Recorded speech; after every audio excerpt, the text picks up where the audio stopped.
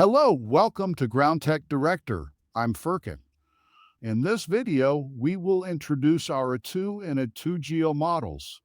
Right now, the A2 GEO model is on the table, and we are turning it on using the power button.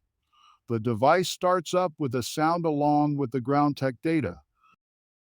First of all, I want to mention that when we want to use the 3D ground scan, live scan, and pinpointer modes, we need to attach the sensor to our device. So we can switch to those modes only when the sensor is attached, just so you know. Now, with our detector head attached, we can access the detector section here. So when our detector heads are attached, we can use the detector mode, and with the sensor attached, we can use the other modes. Now let's enter the detector mode using the arrow here. After selecting the arrow, we are presented with three modes: quick scan mode, advanced scan mode, and pinpointer mode. We can perform these with the detector. Additionally, through our G Portal app on the phone, you can also perform 3D scans with the detector search head. I will show you that as well. Now, I am first entering the quick scan mode here. It gives a loading screen. Our bar fills up quickly. Once the bar is full, our device is now ready. Right here, we can clear the memory from the reset button at the bottom. Our device is currently on, but not picking up any interference. It works perfectly. Despite being in a closed environment, it doesn't pick up any interference at all. The device has a very successful system. Let's provide that information as well. Now let's bring some metal close to our detector. I brought gold, a bracelet. The reason is that our device can distinguish between valuable and non-valuable metals, and I want to show that it can identify gold. Now I'm bringing it close to the detector. It detects it as metal and also recognizes it as non-ferrous. So our device detects gold both as metal and as valuable. Now let's hold up a phone. I'm holding the phone right now. See, even though it's a phone, it registers as iron. It indicates that the phone is not valuable. So it can easily make this distinction. I'll hold the bracelet under it again. You see, let me lift it up a bit. Right now, our device is distinguishing gold as non-ferrous, meaning it's recognizing it as valuable. Now let's go back from this mode. We have a back button here. We press the back button. Here we have our advanced mode. I am now entering the advanced mode. Here we have the audio threshold value. Each sound corresponds to metal detection. I am entering it here. This device operates on a false system. False end. Ferro non-ferro, meaning iron and non-iron, is currently active in this mode. When I press the reset button here, I clear the memory. As you can see, the device is not picking up any interference in this mode, no matter how much you try. These systems are designed to handle slower operations, so you can use them as much as you need. The device will not experience any interference. If you use it correctly, you can conduct your search very successfully. I am now holding my gold type again. It is currently detecting it as non-ferrous here. I am passing it through very clearly right now. It detects it as non-ferrous.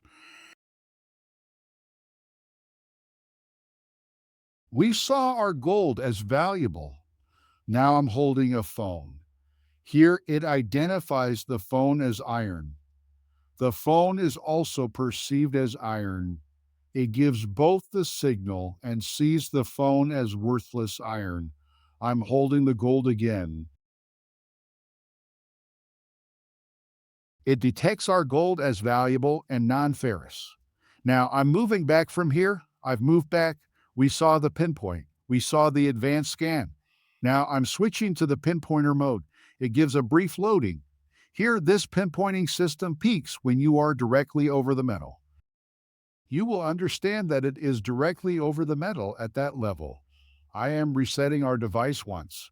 Despite being indoors, there is no interference. Now I am slowly passing the metal. It is telling you that you are right in the center. I am exactly in the center now. I am moving away. It is going. I am re-entering our meter. When you reach the exact point, you use this system for pinpointing. After conducting a normal search, it performs the pinpointing. While you're right here, it reaches its highest level at the P level. Now, I'm coming back from here. We have seen the quick scan, advanced scan, and pinpointer modes of our detector. Now I will attach the sensor and show the other modes.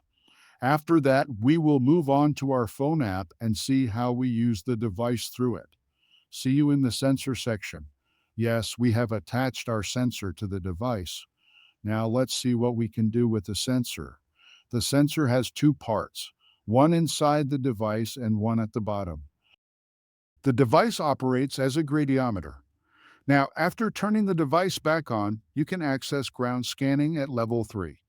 From here, you can perform live scanning and pinpointer modes while the sensor is attached. I will now enter the ground scanning mode at level 3 using the arrow. Here you immediately input your step count, step sequence, direction, pattern, and mode, which means how many steps you will take. I want to quickly show you this part in normal size. I'll set this to 5 to keep it short, but normally you should set it to 10. I've come here. I'm also setting the step sequence to 5. This is the number of lines to the side. I've reduced this to 5 as well. Do you want to start from the right? You want to start from the left. You set that up. I generally start from the right. I won't make any adjustments here, but let's call it a habit. As for the pattern, will you do it parallel or zigzag? We'll show you the training for this in the field anyway. I come here. You can choose either parallel or zigzag. I want to keep it in a zigzag parallel pattern. We also have a mode. Do you want to use it in automatic mode or manual? In other words, do you want to use it with the button on the bottom? Let's use it manually for now.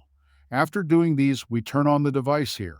Once it's on, we go to the start of our search line and make our first shot by stabilizing the device's sensor perpendicular to the ground and pressing the button on the bottom.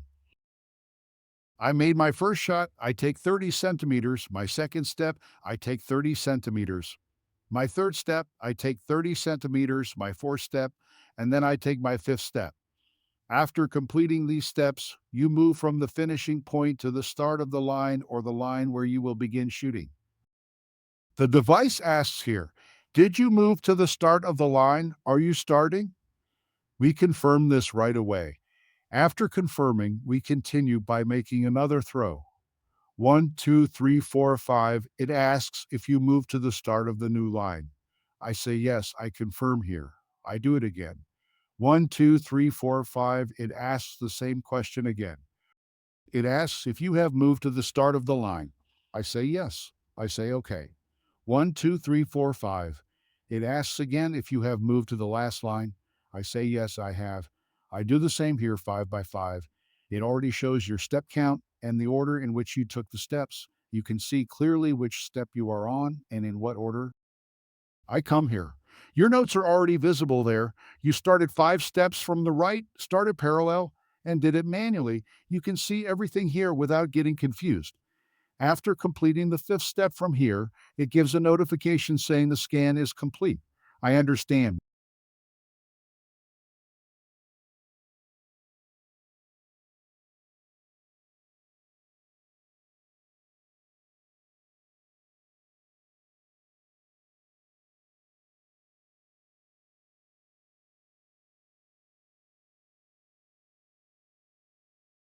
Now that I've shown this, I'm going back from here. Then here, there's a settings section. We had come here before. We saw the ground scanning detector on the third floor. We saw the ground scan. Now I'm coming here. There's a live scan mode. I'm entering here. When you enter live scan mode, colors will appear here. Red, green, and blue colors will pass. Based on these color tones, you can determine if it's metal or not, or if it's a void. Now I'm making a transition and it's showing blue. When it's blue, it means there's a void. But not every blue indicates a void. It also relates to softness and hardness. I reset my device once, then I come back. Yes, now it shows red. Normally, red indicates hardness when it's metal. I reset my device again. It continuously changes colors. I recommend using it for pinpointing. So, after performing a 3D scan, you can interpret and learn whether it's metal or a void. I recommend using this system to pinpoint by scanning over it. Otherwise, if you search directly, it might cause confusion. You might not be very familiar with the device or be a professional. But once you become very proficient and professional with the device, you can use this mode for searching as well. Now I'm coming back from here. We've seen the live scan. Now it's time for the pinpointer mode. The pinpointer shows the exact location, just like in a detector.